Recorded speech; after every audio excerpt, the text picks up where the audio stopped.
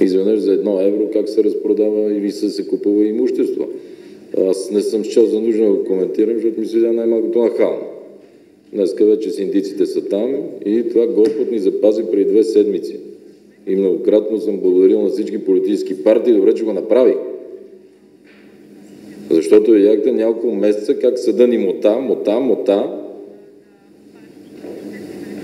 Накрая излезе, че е трябвало предварително да сложим синдик. Веднага го давахме синдика, за да ни го върне и него, понеже имаше въпрос за върховенството на закона. 4 месеца ние чакахме да се обяви несъстоятелност на банката и да се назначат синдици. И то стана, че стана в април чак. В същото време чухме как се разкупуват активи за 1 евро. Не какви да е активи. Днеска вече синдиците са там. Добре, че го направихме. Повтарям, за всички парламентарни сили. Ако трябва, сега ще промениме още на едно место закона.